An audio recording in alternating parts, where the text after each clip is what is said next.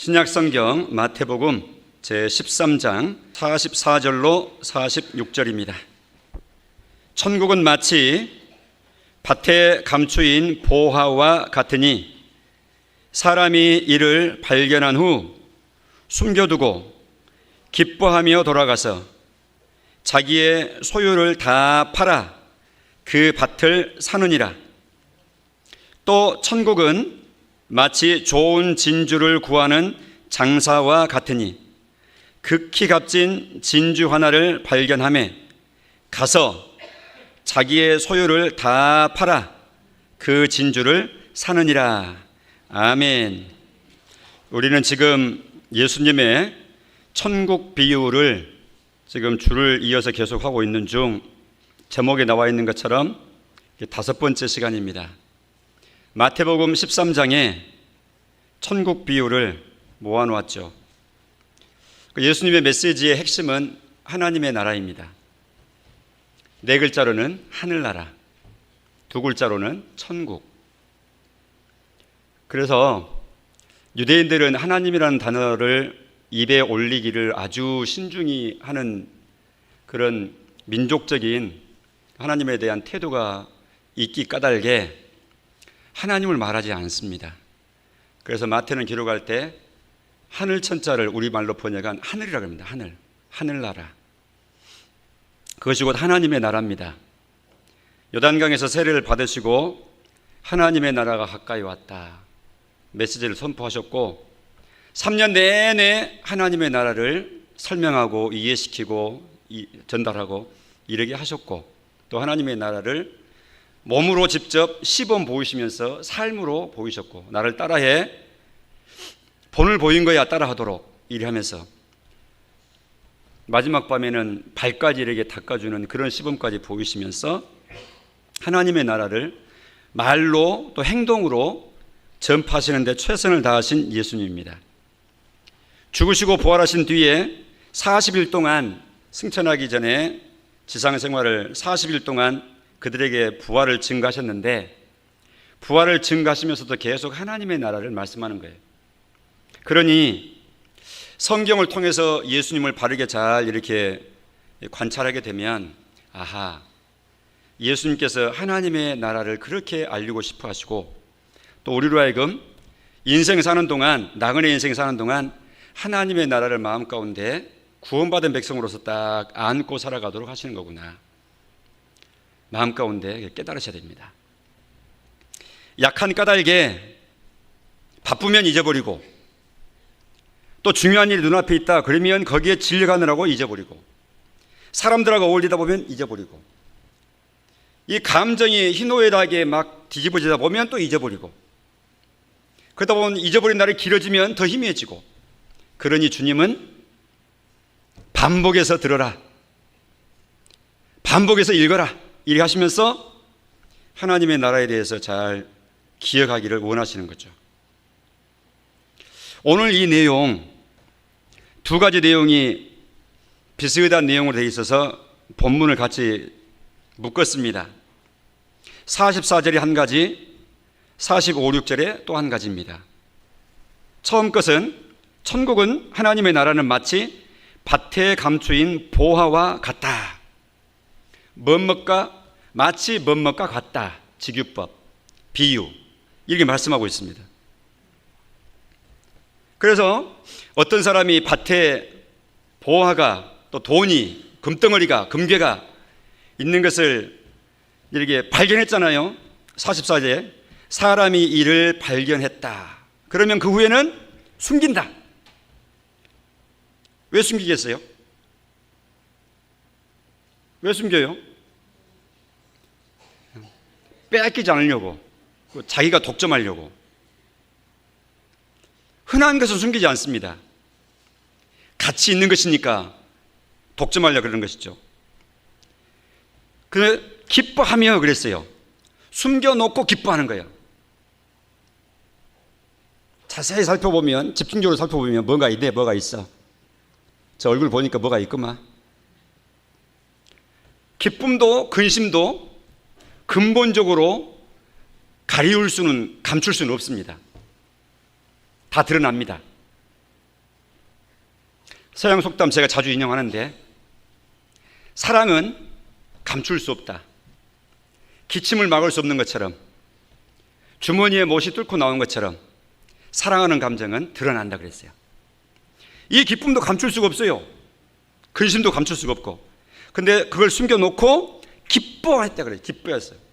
그래가지고는 감춰놓고 숨겨놓고 기뻐하는 것으로 끝난 게 아니고 44절 끝에 보니까 돌아가서는 했던 행동이 있어요. 뭐 했습니까? 돌아가서 그 다음 뭐 했어요? 자기의 소유를 다 팔아버린 거예요. 이유가 있죠. 왜? 그 밭을 사느니라 했잖아요. 있는 거 다 털털 털어가지고 그 밭을 사는 거예요. 그 밭을 사는 것이 아니라 그 밭에 감추어 놓은 그것을 확보하기 위해서 하는 행동이죠. 천국이 그렇다 그 말입니다. 그러면 그리스도인인 나는 예수님이 십자가에 못 박여 피 흘리시고 나를 구원하시고 이후에 천국의 상속자로, 천국의 장자로 이렇게 임명하시고 하늘의 유업을 이어받으라 이렇게 하시고, 이런 특별한 신분을 받은 내가 오늘날 현재 하나님 앞에서의 신앙의 기상도, 하나님 나라에 대한 영적 기상도가 쾌청한가? 아니면 깜깜한가? 점검해야 됩니다. 하나님의 말씀은 거울의 기능을 하기 때문에 비춰보라 그랬어요. 내가 하나님의 나라를 이처럼 기뻐하는가? 그리고 사모하는가? 이거 놓치면 안 된다. 이거 놓치면 안 된다. 흘러가면 안 된다. 이리 하는가? 그리고 나의 가진 모든 것을 다 대신 치르고 하더라도 그것만큼은 흘러가지 않도록 확보해야 되는데, 내가 각종 내에 있는 나 자원, 나의 에너지를 다 쓰면서까지 이거는 마지막으로까지 끝까지 걸머쥐어야 된다라고 이렇게 가치 부여를 하면서 내가 오늘날 신앙생활의 길을 걷고 있는가, 이걸 살펴야 됩니다.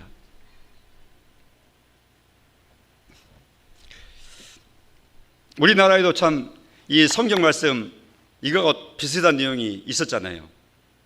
소위 말해서 김제 마늘밭 사건 기억하십니까? 벌써 저 방송실에서 못 참고 보여주네요. 김제 마늘밭 사건, 그때 경찰이 포크레인 동원해서 밭을 다 캐가지고 통을 막 몇 통을 드러냈어요. 그 속에 보니까 이게 뭐 통 속에 여러 통이 나왔는데, 김장용 김치를 담는 그 두꺼운 투명 비닐 있잖아요. 하얀 비닐. 그 속에다가 5만 원권 뭉치를 몽땅 다워가지고 딱 이렇게 묶어서 통마다 넣어놨어요. 그래서 110억이 나왔어요. 110억. 13년 전인 2011년도 4월달 봄이 돌아오는 그때 있었던 일입니다. 제가 봤더니 김제시 금구면, 그래서 전국에서 막 사람들이 몰렸어요. 기억하시죠? 뉴스에 나왔던 거. 전국적으로 사람들이 어딘지 보기라도 하자. 뭐 요즘 도로 발달되어 있으니까 뭐 몇 시간만, 김제면은 한 중간쯤 되니까 막 전국에서 막 내려오죠. 관심이 있어서. 여기가 거기요? 심지어 어떤 사람은 길을 받는다고. 무슨 길을 받는지 모르겠어요. 그 밭에 길을 받는다고. 그래서 재물이 나를 따라와라. 길을 받는. 해가지고 이렇게 막 몰려오고. 별 일이 다 있습니다. 경찰은 수사를 하죠. 이게 뭔 일이냐. 결과가 있으면은 딱 그 결과가 나오기까지 뭔가 뒤에 이제 다 따라오는 게 있잖아요. 이리 하고 해서 이렇게 된 거죠. 이걸 밝혀야 되는 것이 이제 경찰 수사죠. 발표한 그 내용을 제가 가만히 읽어봤어요. 그랬더니 불법 도박 사이트를 샌프란시스코에서 개설을 하고, 컴퓨터를 가지고, 인터넷을 가지고, 이 두 형제가 40대 후반의 이 형제들이 기획을 하고 실행을 해서, 그 환전은 홍콩 가서 하고 뭐 칭따오 가서 하고 막 이렇게 하면서 엄청난 돈을 이렇게, 그래서 이거를 은행에 맡기자니 실명제가 있으니까 실명제가 금융 실명제가 있기 전에는 뭐 다른 사람 이름을 하면 되잖아요. 그런데 우리 김영삼 각하께서 중요한 역할을 한 가지 있어요. 투명한 금융. 그래서 금융 실명제, 자 자기 이름으로 통장 만들도록 했기 때문에 이게 숨길 수가 없는 거야. 그러니 어떻게 하냐? 시골에 있는 김제에 있는 처형한테, 다시 처남한테, 누님 부부에게 맡기면서 형님 이래 해가지고 이렇게 해서 밭에다 좀 하세요. 아주 밭도 좀 사세요. 가지고 보니까 밭도 새로 사고 그 밭에다가 이렇게 곡괭이를 가지고 몰래 긴 시간을 거쳐서 작업을 하고 은밀하게 감춘 거죠. 거기다 이제 나무도 심고 식수를 한 겁니다. 근데 어떻게 드러났느냐 하면 그것도 재밌어요. 나무를 옮기려고 작업을 이렇게 해야 될 일이 있는데 포크레인 기사가 작업을 하잖아요. 들킨 거죠. 원래는 이제 경찰까지는 몰랐어요. 근데 이제 감춘 사람은 항상 거기만 관심이 있잖아요. 나중에 이렇게 뽑아보니까 좀 없어진 것 같아. 그래서 포크레인 기사한테 발인도를 말해. 이렇게 한 거예요. 그래서 뭔지 모르요 기사는. 그래서 형님 무슨 얘기냐고. 알잖아 빨리 내놔. 이렇게 이제. 그러니까 자기는 모르는 거예요. 분명히 이 포크레인 기사가 몇 통 가져간 거야. 너무너무 억울하니까 이 기사가 그러면 경찰에 신고해버렸어요. 나 이렇게 억울해서 못 살겠어요. 이 문제 좀 해결 좀 해주세요. 고발한 거라. 그러니까 이제 경찰이 개박이 됐어요. 그러니까 이제 밝혀지지 않을 수 없게 돼버렸잖아요. 그래서 이제 결국은 이제 경찰 입회하에 밭 전체를 전부 뒤엎었다는 거 아니에요. 그랬더니 경찰들도 진술을 받을 때는 믿지도 않았는데 나중에 해보니까 이 황당한 일이 현실로 드러나니까 놀랬다는 건데 조금 전에 그 사진이 바로 그 사진입니다. 그런데 그 옆에 이제 그 사진 옆에 아까 두 사진 중에 하나 옆에 뭐였던가요? 조그맣게 담아놓은 게 돈이어서 아마 주위에서 잘 집중해서 보셨을 것 같은데 기억을 못 하시네. 다시 한번 보여주실래요? 저 옆에 뭐예요? 비타? 아니 비타 500이잖아 옆에. 비타 500 안 보이세요? 비타 500에다 담았잖아요. 10원 모였잖아요. 그게 뭐냐니까 비타 500에 5만 원권 묶음을 저렇게 가득 담으면 1억 원이다 그 말이죠. 저게 1억 원이에요. 5만 원권이 나오기 전에는 만 원권이 가장 큰 지폐라 뇌물을 주려고 그래도 너무 무겁고 막 등치가 크니까 뇌물을 많이 못 줬는데 이제 5만 원권이 나오니까 얼마나 뇌물 주기 좋아요. 또 숨기기도 좋고.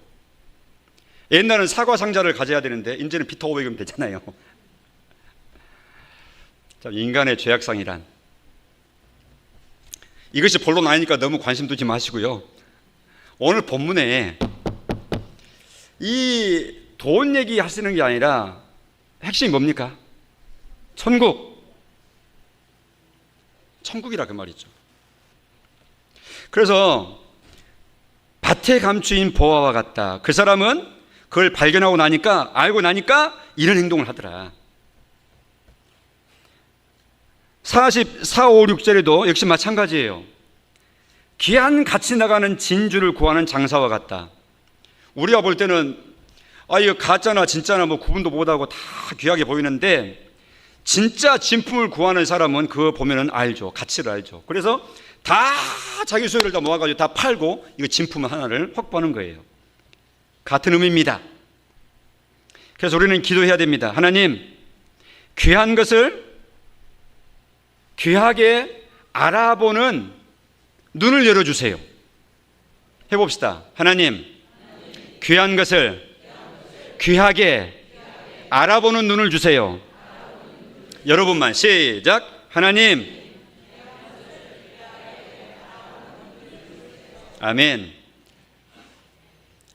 안 하신 분은 시킬 줄 몰라서 안 하신 거니까 기억을 하시는 게 좋습니다. 귀한 것을 귀한 것으로 알아보는 은혜. 어떤 목사님이 그랬다 그랬잖아요. 복을 복으로 아는 것이 복이 돼요.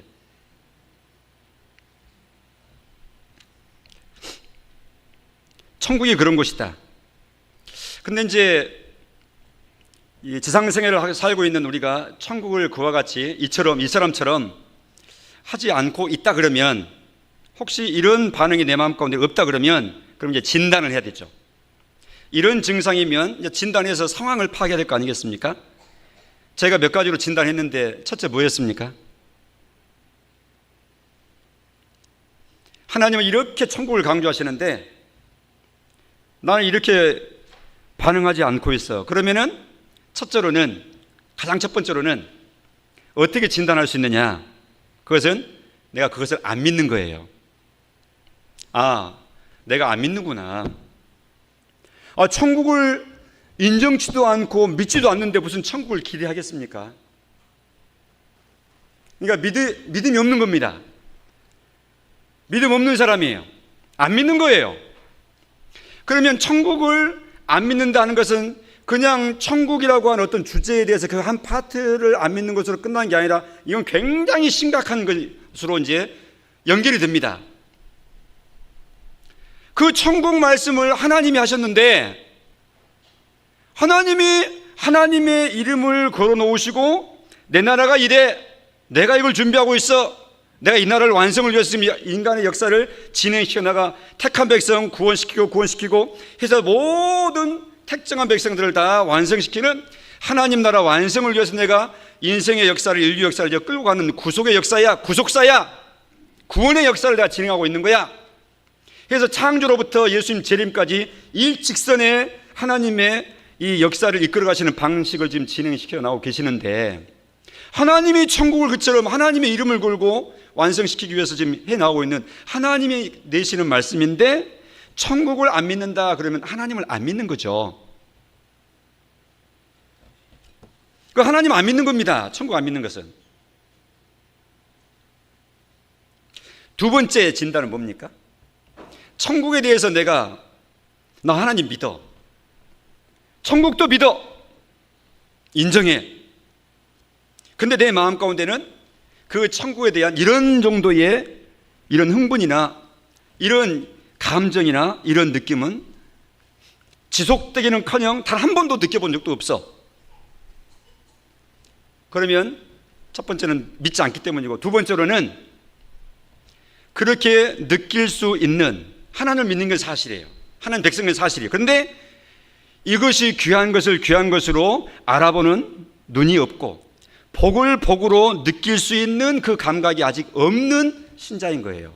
이걸 일컬어서 신앙의 어린 아이라 그래요.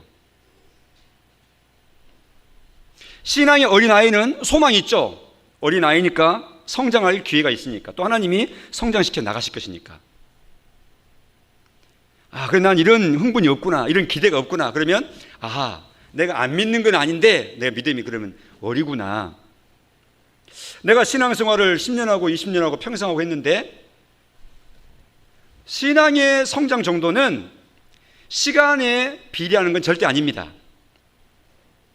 주님이 한 방에 뒤집어 주셨죠. 나중된 자가 먼저 되는 법이 있는 거야. 그런 것이 그런 겁니다. 그러니까 오래 신앙생활하면 믿음이 많이 자라고 그러면 좋겠는데 절대 그렇지 않아요. 어떤 분은 1년 어간에도 급속히 믿음이 성장하기도 하는 거예요. 은혜죠. 어떤 분은 1년 내내, 일생 내내 모태신앙부터 출발해서 지금까지 신앙생활을 했는데, 사실은 압축하고 해보니까 한 1년밖에 신앙생활 안 한 사람하고 비슷하네, 이제 세 가지하고 비슷하네, 이렇게 될 수도 있죠. 내가 하나님의 말씀에 대해서, 또 신앙에 대해서 어떠한 자세를 가지고 그동안 시간을 흘려보내고 왔느냐에 따른 결과입니다.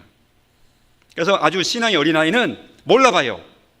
그 마치 아주 비근한 예로 이거 한 100만 원권 수표가 막 들바닥에 돌아다녀도 얘들은 그거 안 돌아보고 10,000원짜리 있으면 그거 귀하게 주고요, 100억짜리 수표는요 아무 쓸데도 없네. 코도 못 닦아요. 뻣뻣해 가지고요. 수표가 필요가 없는 거예요. 못 알아보는 아이에게 있어서는 마치 꼭 그와 비슷해요. 이해시키자면 못 알아보니까 그런 거예요. 못 알아보니까. 신앙의 어린아이는 천국의 귀한 것을 모르고 감각도 없고 소망도 없고 흥분도 하지 않는다. 세 번째, 천국에 대해서 감각이 없고 흥분하지 않는 이유. 세 번째는 뭐냐? 왜 그러느냐? 어린아이는 아니에요. 분명히 신앙이 충분히 성숙했어요. 그런데 병들었어요. 신앙이 병들게 되면 영적인 귀한 것을, 가치를 잊어버리게 됩니다. 그 병들었다 하는 것은 다른 말로 하면 이 세상살이를 하면서 천국의 내세에 대한 소망은 희미하고 이 세상 것에 아주 집중하는 거예요. 온 정신과 에너지와 나의 전 인생 전체를 거기다 딱 맞추고 있는 거예요. 그러니까 다른 말로 하면, 병들었다는 말 다른 말로 하면 세상에 푹 빠져 있는 거예요. 그러면은 천국이 귀하게 안 여겨집니다. 그리고 기대도 안 됩니다. 아이고 웬 천국이야. 그건 예수 믿어서 나중에 가게 됐으니까 되는 것이고, 이 땅에서 주식 투자해야 되고, 이 땅에서 사람들끼리 재밌게 지내야 되는 것이고, 나도 욜로족처럼 살아야지, 오늘을 즐겁게 이 땅에서 즐기는 것이지, 뭐 이런 태도로 살아가는 거예요. 지옥 안 갔으니까 됐고, 천국은 따놓은 당상이고. 이거는 병든 생각입니다. 병든 신자죠. 내가 그런 신자라 그러면 전혀 삶 가운데 능력을 발휘할 수도 없고, 성령의 은혜나 성령의 충만함이나 하나님의 역사도 기대할 수도 없습니다. 그러나 신앙생활은 쭉 합니다. 왜냐하면 소위 말해서 신앙의 생활의 관성의 법칙, 해왔던 거 그대로 하죠. 계속 기계적인 반복은 멈추지 않습니다. 그러니까 다른 사람들은 아무도 모르죠. 이 세 가지 진단을 내린 이 세 가지 중에 어느 한 것도 온전한 모습은 없습니다. 다 안 좋습니다. 주님은 기뻐하며 돌아가서 자기의 소유를 다 판 이 사람과 같이 천국은 그런 것이다. 천국의 그 사실에 이 감정이 돼버리면 가만히 못 있어요. 너무 좋으니까 빨리 가고 싶다, 이렇게 돼야 돼요. 혹자가 어떤 분은 아이고 이제 천국은 나중에 가지고 왜 벌써 부르시려고 그럴까, 이렇게. 그러면 안 되죠. 다시 우리 선배님 바울 선배님을 소환합니다. 바울은 내가 이 양쪽에 끼어 있다, 이 세상과 저 세상 사이에 끼어 있다. 내 개인적으로 원하면 나는 빨리 그 나라를 가는 것을 그렇게 원한다. 그런데 내가 이 땅에 있는 것은 너희의 유익을 위함이다. 하나님이 남겨놓으시고 사명 감당하라고, 교회의 성도들의 영혼들의 유익을 도모하라고. 그래서 이 땅에 하나님 남겨주신 것은 하나님이 맡기신 또 나를 사용하실 현장과 해야 될 역할이 있고 사명이 남아있다는 것이니까 하나님의 동역자가 되니까 굉장히 기쁘고 의미 있는 인생이다. 이 땅에 남겨있는 것이 굉장히 가치 있는 인생인 거예요. 그래서 눈을 떠서 기도하면서 하나님의 지혜와 감동을 받아서 눈에 보이는 대로 최선을 다해서 사는 거예요. 힘써서 수고하면서 사는 거예요. 약간 쉬죠. 쉬는 것은 더 힘을 얻어가지고 충전해가지고 더 효과적으로 열심히 주님 기뻐하시는 삶, 여러 사람들에게 유익을 주는 그러한 삶을 살아가는데 필요하니까 약간 쉬는 거예요. 충전하기 위해서. 쉬는 게 목적이 아니에요. 그렇게 열심히 사는, 그러니까 이 세상이 아주 유의미한 인생이 되는 거죠. 그리스도인으로서 인생을 지루하게 생각을 하고 뭘 하면서 살까, 이렇게 생각을 하고 하는 것은 맞지 않는 내용들이죠. 원하기는 성령 하나님께서 지금 이 자리에 있는 우리 한 사람 한 사람 마음 가운데 인생의 주기에서 각 나이대에 맞는 하나님 앞에서의 역할을 아주 의미 깊게 잘 행할 수 있는 그런 인생으로, 알차게 꽉꽉 찬 인생으로 걸어갈 수 있는 그런 은혜를 앞으로 펼쳐주시기를 간절히 축복합니다. 그리고 이 세상에 있어도 그렇게 좋고, 그런데 하나님이 이제 부르시잖아요. 그러면 어때요? 이런 하나님의 나라에 대한 확신이 있고 이런 기대가 있고 소망이 있는 사람이 있어서 하나님이 불러주시면 어떤 마음이 들게 되겠어요? 더 좋은 거예요. 그것은 누가복음 2장에 시몬이라고 하는 그 노인께서 잘 보여주고 있어요. 그러니까 그 시몬, 누가복음 2장에 성전에서 아기 예수님을 받아 안으면서 하나님을 찬양했던 그 시몬의 찬양을 보면 잘 알아요. 하나님이 시몬의 기사를 거기에 기록해 놓은 것은 그처럼 소망하면서 살라는 그 의미도 함께 있는 것인 줄로 압니다. 네가 메시아를, 주님의 구원을 보기 전에는 이 세상에 떠나지 않을 거야. 즉 네가 이 세상에 하나님의 구원을 보고 메시아 보내신 것을 네가 경험하고 그걸 확인하고 그 이후에 너는 나의 부름을 받을 거야 라는 하나님의 지시를 이미 받은 상태였어요. 이 시몬이라고 하는 이 노인께서. 예루살렘에 수많은 사람들이 있었습니다. 내노라는 서기관들, 바리새인들, 율법에 밝은 사람들, 넘쳐난 곳이 바로 예루살렘 대도시였죠, 당시에. 근데 기도했던 노인 84세, 85세의 이 안나라고 하는 할머니하고 이 아기 예수님을 성전뜰에서 받아 안은 시몬이라고 하는 이 노인 두 사람 외에는 알아본 사람이 없어요. 하나님의 아들이 보냄 받았는데 아무도 못 알아봐요. 그러니까 그분들은 그처럼 영성 있는 아주 맑은 사람들이었습니다. 성도 여러분, 이것을 기뻐해서 돌아가가지고 자기 소유를 다 팔았다는 이 내용을 마음 가운데 깊이 묵상을 하십시오. 내가 하나님과 신앙과 이 세상에 살아가면서 내가 가지고 있는 것 서로 때로는 충돌할 때가 와요. 양자 태기를 해야 될 때가 와요.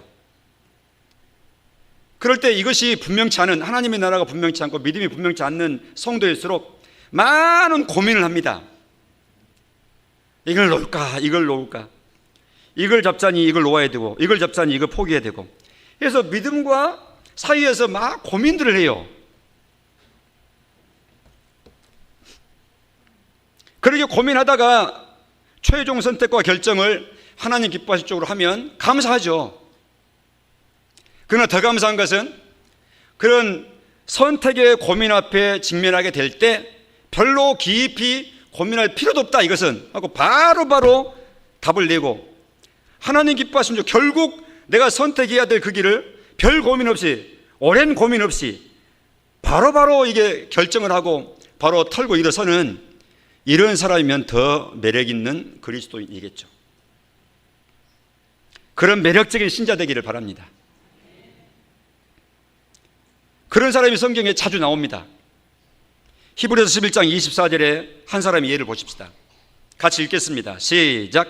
믿음으로 모세는 장성하여 바로의 공주의 아들이라 칭함받기를 거절하고 도리어 하나님의 백성과 함께 고난받기를 잠시 죄악의 낙을 누리는 것보다 더 좋아하고 그리스도를 위하여 받는 수모를 애굽의 모든 보화보다 더 큰 재물로 여겼으니 이는 상 주심을 바라봄이라. 아멘. 저 마지막 부분, 하나님께서 주실 상이 어떠한 것인 것을 아는 모세였기에 이집트의 왕자의 자리를 밀어놓은 겁니다. 왕자로서, 왕족으로서 누릴 수 있는 모든 특혜와 권력과 그 모든 것들을 다 포기하고 버려버린 겁니다. 그리고 그럼 못 얻었는데 그거 버리고 오히려 고생했죠. 핍박받았죠. 근데 겉으로 보기에 이게 미련한 사람이 있는가 하는 이런 결정을 그가 했는데 왜 그래 했는가 보니까 마지막 이는 상주심을, 하나님이 준비하시는 그것은 이 이집트 문명에서 최상위 엘리트 그룹으로 누리는 왕족보다도 비교할 수 없다. 할렐루야. 하나님이 준비하신 상급, 하나님이 준비하신 저 나라, 하나님이 준비하신 구원이라고 하는 이 영광, 이 찬란함, 이것은 이 세상에 바벨론 문명이든지 이집트 문명이든지 뭐 황하 문명이든지 그 비교할 수 없다. 이 세상에 삼성그룹이든지 앨런 머스크가 가지고 있는 자산이든지 다 필요 없다. 이 모든 것보다도 더 뛰어나다.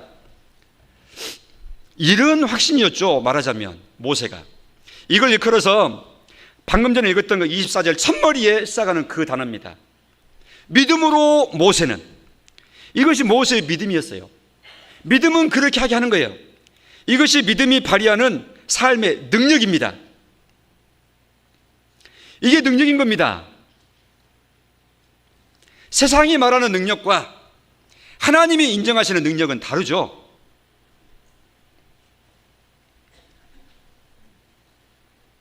그런가 하면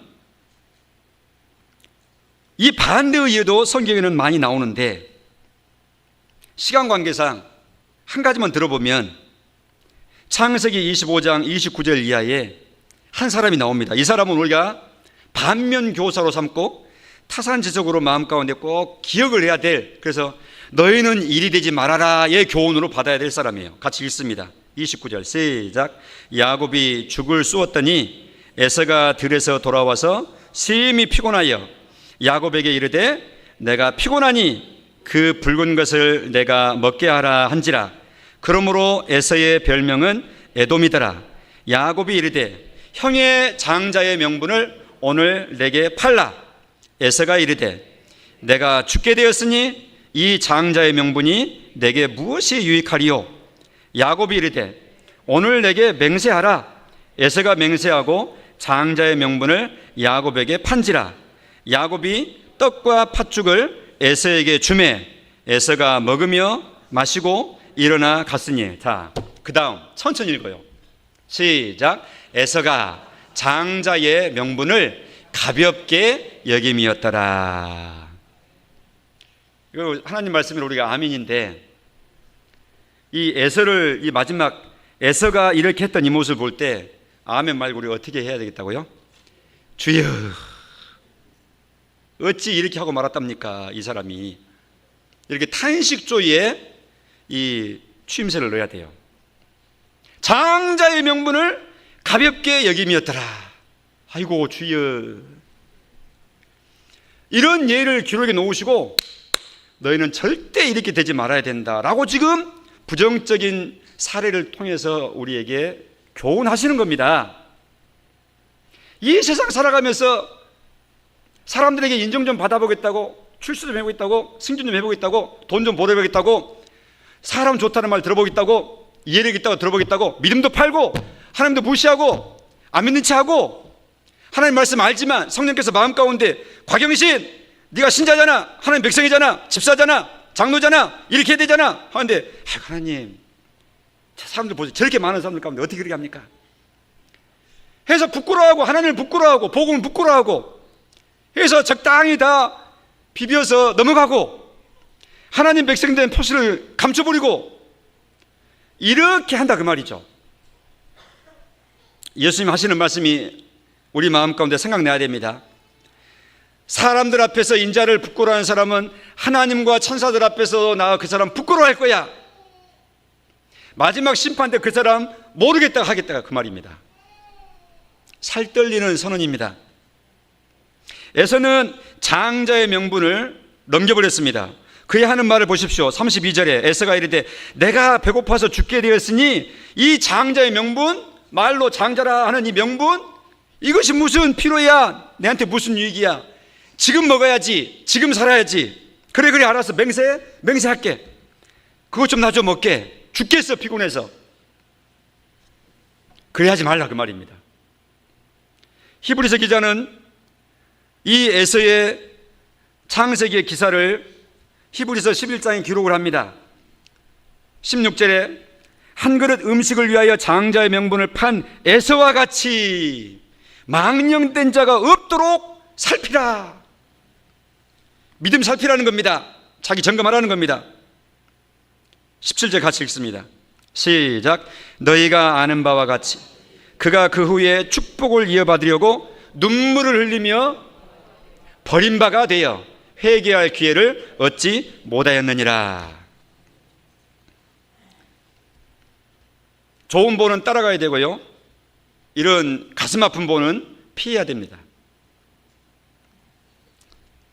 이제는 우리가 더 나은 본향을 사모하는 그런 믿음의 조상 아브라함처럼 우리도 더 나은 본향을 사모하는 사람으로 그 뒤를 따릅니다. 이 세상에 그 어떤 좋은 곳이 있어도, 세상에 어떤 금은보화를 다 준다 해도 하나님과는 바꿀 수 없어. 신앙과는 바꿀 수 없어. 천국과는 바꿀 수 없는 거야. 이 땅에서 손해나고 가난하게 된다 할지라도 나는 이 길을 갈 거야. 그렇게 하시겠습니까? 그렇게 하시겠습니까? 이쪽 그렇게 하시겠습니까? 그러면 믿음입니다. 그래야 믿음입니다. 그래야 신자입니다. 우리는 찬송을 그렇게 합니다. 금은보화 다 준다 해도 나는 기쁘지 않아. 하나님 안에서 준다 하면 너무너무 기쁘죠. 덤으로. 그런데 이 가사는 하나님 없이 금은보화를 대신한다는 그 가사이겠죠. 하나님 없이 금은보화 다 준다 해도 나는 기쁘지 않아. 내 주님만 바라보니 세상 영화, 하나님 없는 세상 영화 부럽지 않아. 이 믿음의 감각이 우리 모두의 몫이 다 되실 수 있기를 바랍니다. 오늘 본문에 나와 있는 밭에 감추인 보화를 위해서 너무너무 기뻐하고 자기 세간살이 다 정리해서 그것을 확보하려고 노력했던 그 사람처럼 하나님 나라 가치를 아시고 믿음의 가치를 아시고 100년도 채 살기 힘든 우리의 인생 중 이제 얼마 남지 않는, 그리고 이미 다 이만큼 써버린 이 인생을 하나님 나라와 바꿔버리는 이런 어리석은 결정을 하지 않도록 하나님의 능력 있는 천국 백성으로 남은 생을 힘있게 살아가시는 우리 모두가 꼭 되시기를 간절히 축원합니다. 기도하겠습니다. 하나님 감사합니다. 사람의 말로 설명하고 또 이해받고 하는 것 이상 필링이라 그랬습니다. 직관이라 그랬습니다.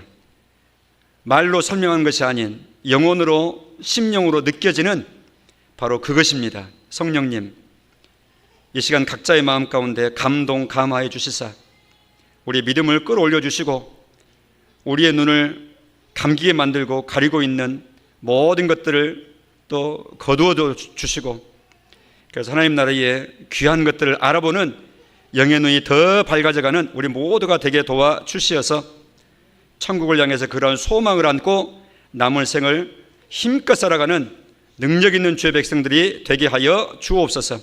예수님 이름으로 기도합니다. 아멘.